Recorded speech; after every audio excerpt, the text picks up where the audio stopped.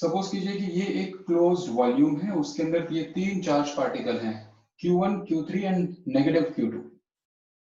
ठीक है, इस क्लोज्ड वॉल्यूम को हम गॉसियन सरफेस बोलते थे। Gaussian surface, Gaussian surface. Gaussian surface shape में कैसा भी हो सकता है, but it should be closed. ठीक है, there is no restriction over the shape और साइज ऑफ द सरफेस, लेकिन ये जरूर है कि अगर शेप में सिमेट्री नहीं है तो इसको यूज कर पाना मुश्किल पड़ जाएगा। गॉस लॉ ठीक है, it will hold, but it is difficult to use it if the shape lacks symmetry। खैर, सपोज कीजिए इस गॉसियन सरफेस के ऊपर आपने एक छोटा सा एरिया कंसिडरेशन में लिया, छोटा सा area. This is the elementary area of the total area, elementary part of the area. इसका जो एरिया वेक्टर होगा वो परपेंडिकुलरली आउटसाइड होता था कन्वेंशन के हिसाब से, और हम इसको बोलते हैं ds vector. ds vector, d for differential, s for area. और जहां पर ये आपने एरिया लिया है, इस एरिया पर जो इलेक्ट्रिक फील्ड बन रहा होगा उसकी डायरेक्शन सपोज कीजिए कहीं पर इस तरफ थी, सो दैट इनके बीच का कुछ एंगल है, सपोज कीजिए थीटा। ये एंगल जीरो भी हो सकता है, जीरो नहीं भी हो सकता। It all depends upon the symmetry of the case. ये इलेक्ट्रिक फील्ड किस किसने बनाया था? Q1 का कंट्रीब्यूशन इसमें था, Q3 का भी था, माइनस Q2 का भी था। और अगर कोई चार्ज पार्टिकल बाहर है तो इसका भी कंट्रीब्यूशन इसमें था। बाहरी चार्ज पार्टिकल्स का कंट्रीब्यूशन इलेक्ट्रिक फील्ड में होगा, लेकिन गॉस लॉ अप्लाई करते समय आप जब टोटल चार्ज निकालते हो Q एनक्लोज्ड, उसमें ये नहीं आएगा। ऑन द LHS जो E लिखने वाले हो उसमें इसका कंट्रीब्यूशन है। Now the Gauss law stated that the surface integration of electric field over a closed volume, एक closed volume है, closed surface है, उसका उस पर इंटीग्रेशन लिया है किसका? इलेक्ट्रिक फील्ड का। इलेक्ट्रिक फील्ड को इंटीग्रेट किया with respect to area, then this quantity would be equal to total charge enclosed within this volume upon में एप्सिलॉन नॉट। आई होप आपको ये याद है। ठीक है अंजलि, ये याद है? हाँ सर। ठीक है, अब बिल्कुल इसी के एनालॉजी हम लोग कोशिश करेंगे देखना इसमें, with some difference obviously. Now ampere circulator law deals with magnetic field rather than electric field. पहला difference, it deals with a closed loop rather than a closed volume। जैसे सपोज करो कि हमने एक क्लोज्ड लूप लिया, closed loop.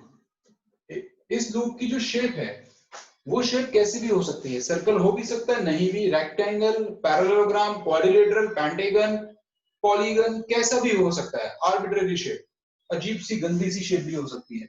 शर्त बस ये है कि ये घूम फिर के बंद होता हो।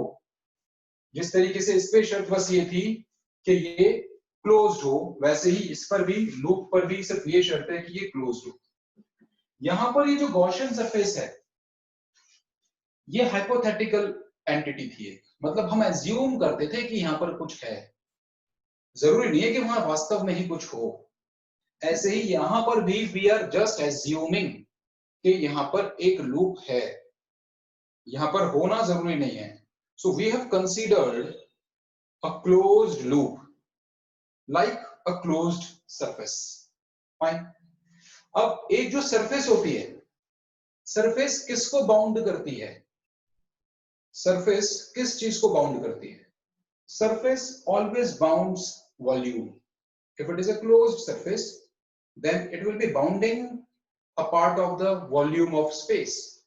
एक हिस्सा स्पेस की वॉल्यूम का अंदर है, बाकी सब आउटसाइडर रीजन में। Similarly, what does a closed loop would bound? A closed loop would bound an area, इसके अंदर जो एरिया है, जो जिसकी बाउंड्री ये लूप क्रिएट कर रहा है, वो एरिया। ओके, नाउ सपोज कीजिए कि ये जो एरिया था which is being bounded by this closed loop, उस एरिया को पेनिट्रेट करके आप एज्यूम करो कि यहां एक मेम्ब्रेन है, ठीक है, there is a membrane, assume just for assumption, there is a membrane, एक लूप है और उसके बीच में केवल मेम्ब्रेन है, और आपने एक तार, करंट कैरिंग वायर पेनिट्रेट कर दिया अक्रॉस द मेम्ब्रेन, तो वो आपको कुछ ऐसा सा नजर आ रहा है। इसमें मान लीजिए करंट इस तरफ चल रहा था, लेट इट बी I1, ऐसे ही there is some other wire also, और सपोज कीजिए कि इसमें जो करंट चल रहा था, let it be I2, there may be some other wire also, more wires,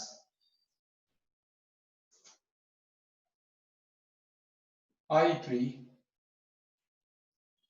ये जो मैंने थर्ड वायर लिया है, ये कुछ ऐसा है कि ये इस तरफ से पहले घुसा और फिर नीचे की तरफ से घूम के वापस निकल गया,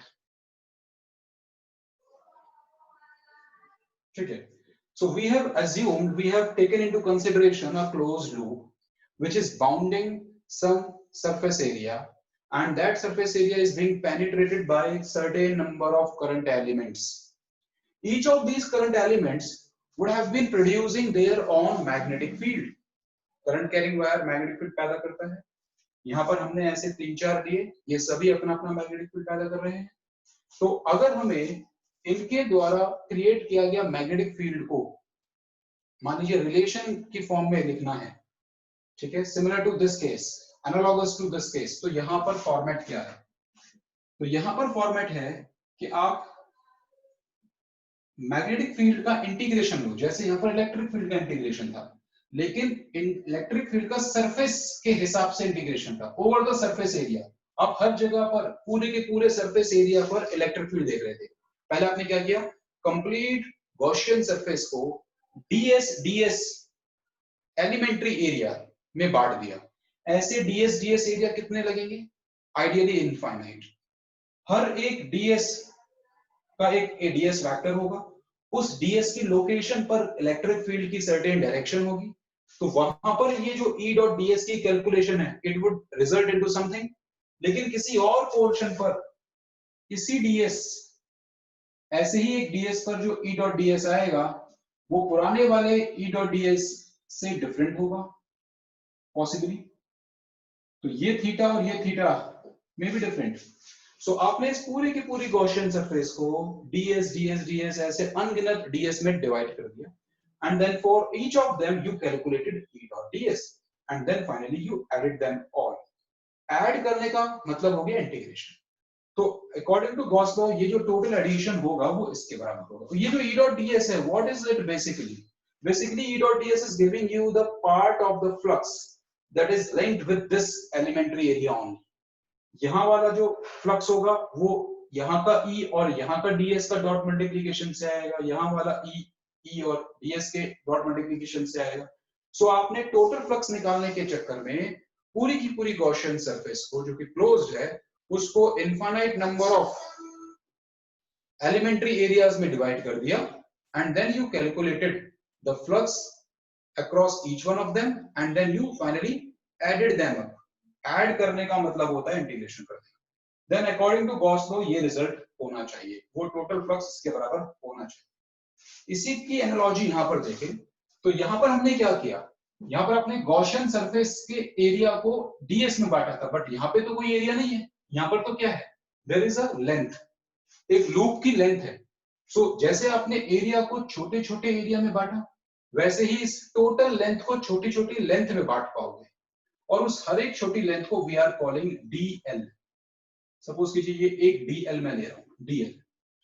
जिस तरीके से यहां पर अगर कोई आपसे पूछ ले कि ds का इंटीग्रेशन क्या होगा, तो ऐसे एलिमेंट्री एरिया का इंटीग्रेशन क्या होगा, तो it is going to be total area of the Gaussian surface. Similar to this case, यहां पर अगर कोई पूछता है कि dl का इंटीग्रेशन क्या होगा, तो it is going to be the total length and total length of what, जैसे इसका नाम गॉसियन सरफेस है ऐसे ही इसका नाम एम्पीरियन कर्व हम बोल देते हैं, एम्पीरियन लूप या Amperian curve in the honour of the scientist, Amperian loop. तो इसकी जो भी लंबाई है, मैंने बताया कि ये सर्कल होना जरूरी नहीं है, if it is a circle then length would be 2 pi r, तो डीएल का इंटीग्रेशन 2 पाई आर होगा, अदरवाइज जो भी इसकी लेंथ होगी। सो डीएल का इंटीग्रेशन ये है, ठीक है। हालांकि हमको यहाँ पे डीएल का इंटीग्रेशन नहीं चाहिए, बस मैं आपको बताना चाह रहा हूँ कि यहाँ कौन सा टर्म क्या रिप्रेजेंट कर रहा है। सो हमने इस पूरे लूप का एक छोटा सा टुकड़ा लिया, उसको डीएल बुलाया। इस डीएल की लोकेशन पर मैग्नेटिक फील्ड किधर है, तो सपोज करो इस डीएल की लोकेशन पर मैग्नेटिक फील्ड कहीं पर इस तरफ है, this is the direction of the magnetic field, this is the B vector. ये मैग्नेटिक फील्ड वेक्टर किसने क्रिएट किया, तो इसने और साथ साथ अगर कोई करंट कैरिंग वायर इस लूप के बाहर रखा हुआ है तो उसका कंट्रीब्यूशन भी इस बी में है, जैसे कि यहां पे मैंने बताया था कि Q4 का कंट्रीब्यूशन भी इस ई में है, ठीक है। ये जो छोटा सा एलिमेंट है इसको हमने डीएल बुलाया, डीएल वेक्टर। अब आपने क्या किया, इस डीएल के लिए बी डॉट डीएल कैलकुलेट किया, जैसे कि आपने यहां पर एक डीएस के लिए ई डॉट डीएस कैलकुलेट किया था, और फिर ये ई डॉट डीएस की कैलकुलेशन आपने पूरे सरफेस एरिया पे लगा दी थी। सिमिलरली ये बी डॉट डीएल हमने हर डीएल के लिए कैलकुलेट किया, और इस लूप को डीएल डीएल जैसे कितने एलिमेंट में बांटा जा सकता है, इनफाइनाइट, क्योंकि डीएल खुद एक डिफरेंशियल लेंथ है टेंडिंग टू 0। हेंस अगर हमें टोटल उसका चाहिए होगा then we will have to take the integral. This mark as before represents the closed path. यहां पर बताया जा रहा है कि जो लूप है वो क्लोज्ड है, so what we are integrating, we are integrating magnetic field with respect to length, we were integrating electric field with respect to area. In this case the area was closed, ठीक है, the area was forming a closed surface. यहां पर जो length है it is making a closed loop, it is equal to, यहां पर it was charge enclosed by epsilon naught, यहां पर this is current, total current, net current passing through the area upon into में mu not, यहां multiplication है, into में mu not, I net, net current into में mu not. Mu not मैंने आपको बता दिया था, this is the magnetic permeability of the medium. Okay, so इसको हम पढ़ेंगे क्या statement wise. What does Ampere circuit law states, Ampere circuit law states that the line integral, यहां पर था surface integration, that the line integral of, किसका integral ले रहे हो आप, magnetic field, line integral of magnetic field along a closed path, along a closed path, line integral लेना है लेकिन एक क्लोज्ड यानी बंद रास्ते पर। जैसे यहां पर इन जनरल हम गॉसियन सरफेस को S से रिप्रेजेंट कर दिया करते हैं, यहाँ पर एम्पीरियन लूप को या कर्व को C से रिप्रेजेंट कर देते हैं, और यहाँ पे सबस्क्रिप्ट में C लिख देते हैं, यहाँ पर S लिख दिया करते हैं। So this is the line integral of magnetic field along a closed curve known as the Amperian curve. Okay, and it is equal to, it happens to be equal to mu naught times the net current which is penetrating, which is passing through, which is going across the surface area bounded by this Amperian curve. This would be the statement of Ampere circuital law.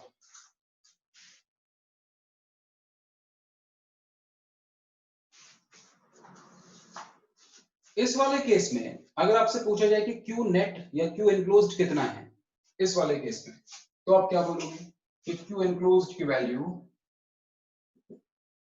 Q1 plus Q3 minus Q2 है। आप दो charges को add कर रहे हो और एक को सब्ट्रैक्ट कर रहे हो, ठीक है, क्योंकि इन दोनों चार्जेस की पोलैरिटी एक जैसी है और इसकी पोलैरिटी अलग तरीके की है। So these two charges are similar in some sense, while this one charge is different from the previous two. इसलिए आपने इस difference और इस similarity को यहाँ पर use कर लिया। Similarly, ये जो I net है, I net net current which is crossing through the area bounded by this Amperian curve. How to calculate this I net? This is the question. How to calculate this I net? कैसे calculate करना है इसको? अब यहाँ पे दो options हैं, या तो हम ऐसा करें कि I1 plus I3 minus I3 plus I2 कर दें। मतलब क्या है? मतलब ये कि अगर उस लूप में से, एम्पीरियन लूप में से ऊपर से नीचे करंट जा रहा है तब उसको नेगेटिव साइन दे दो, और नीचे से ऊपर जा रहा है तो उसको पॉजिटिव साइन दे दो। सपोज करो कि मैंने कन्वेंशन ले ली कि जो भी नीचे से ऊपर की तरफ क्रॉस करेगा हम उसको पॉजिटिव साइन के साथ लिखेंगे, और जो भी ऊपर से नीचे की तरफ जाएगा हम उसको नेगेटिव साइन के साथ लिखेंगे। मान लो ये कन्वेंशन मैंने यूज की, तो यहाँ पर I1 पॉजिटिव हो गया और I2 वो नेगेटिव हो जाएगा।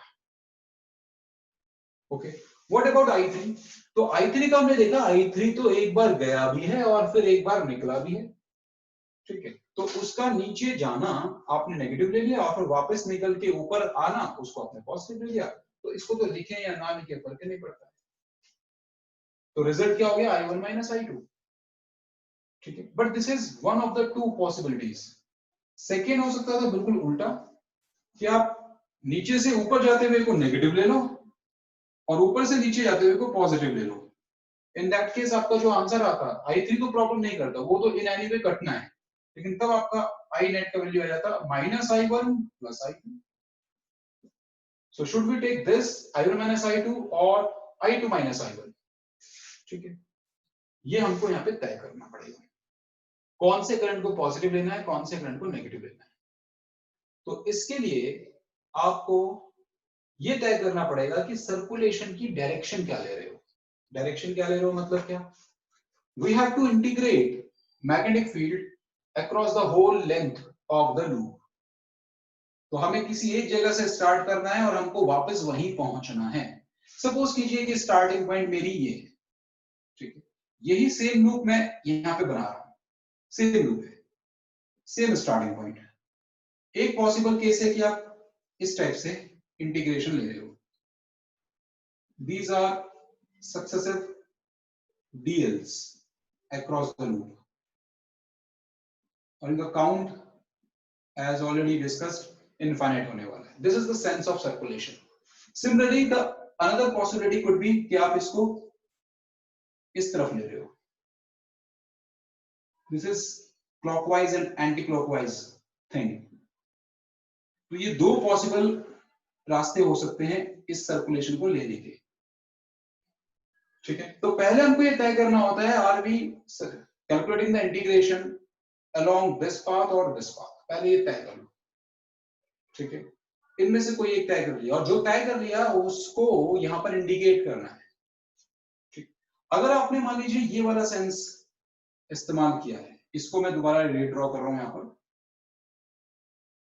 अगर आपने मान लीजिए ये वाला यूज किया है, इसका मतलब है कि आप डीएल की डायरेक्शन इस तरफ लोगे, सभी डीएल्स की इसी के इसी सेंस में। और अगर आपने मान लीजिए ये वाला सेंस यूज किया, तो इसका मतलब है कि इसी पॉइंट पर जब डीएल निकालोगे तो पीछे की तरफ, ठीक है। तो dl is tangential to the loop. Dl जो एलिमेंट्री पार्ट है लूप का, उसको हमने एक डायरेक्शन असाइन की और वो direction tangential to the loop होगी। लेकिन tangential to the loop in which of the direction? किसी भी एक लूप पर अगर आप एक टेंजेंट खींचते हो तो वो तो दोनों तरफ एक्सटेंड कर सकता है। तो आप इस तरफ का टेंजेंट लोगे कि इस तरफ का टेंजेंट लोगे? कौन सा टेंजेंट लेना है? इट वुड डिपेंड कि आप सेंस ऑफ सर्कुलेशन क्या ले रहे हो।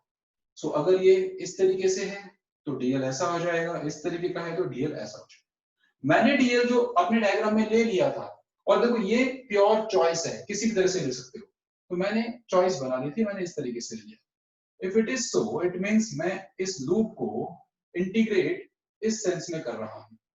ये मैंने छोटा सा एरो लगा दिया कि हम इस सेंस में सर्कुलेट करेंगे, तो ऊपर से देखने पर it is going to be anti clockwise, ठीक है। तो हमने तय कर लिया कि हम इस सेंस में सर्कुलेशन लेंगे। इसको डिसाइड करने के बाद व्हाट यू डू, आप अपने सीधे हाथ की जो फिंगर्स हैं उनको इसके सेंस में बंद करो। सो ये आपका सेंस कैसा है, क्लॉकवाइज। तो मैंने इस तरीके से किया और थंब को स्ट्रेच किया, इट इज पॉइंटिंग अपवर्ड। अगर आप इसको अपोजिट तरह से कर रहे होते तो आपको मुट्ठी ऐसे बंद करनी पड़ती इन द क्लॉकवाइज सेंस। सो अगर उधर एरो मार्क होता तो क्लॉकवाइज सेंस में इस तरीके से बंद करनी पड़ती, तब आपका जो थंब है वो नीचे डायरेक्ट कर रहा होगा। फिलहाल वाले केस में हमारा जो ये वायर है, इस वायर के इधर से लूप निकल रहा है और मेरा सर्कुलेशन इस तरीके से लिया मैंने। तो मैंने इस सर्कुलेशन को फॉलो करते हुए अपनी फिंगर्स को कर्ल किया, बंद किया फिस्ट को, और थंब इज पॉइंटिंग अपवर्ड। इसका मतलब जो भी करंट एलिमेंट्स ऊपर की तरफ करंट कैरी कर रहे होंगे, मतलब जो नीचे से घुस रहे होंगे और ऊपर से निकल रहे होंगे, those will be considered positive. तो इस वाले केस में नीचे से ऊपर की तरफ जाते हुए should be considered positive. तो नीचे से ऊपर कौन सा जा रहा है, it is I1. So I1 should be considered positive. Means this was the correct case. ये positive हो गया.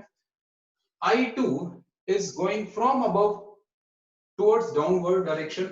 This is minus I2. I3, as we have already discussed, कि ये चीज तो एक बार penetrate करती है ऊपर से नीचे, then वापस घूम फिर के आ जाती है।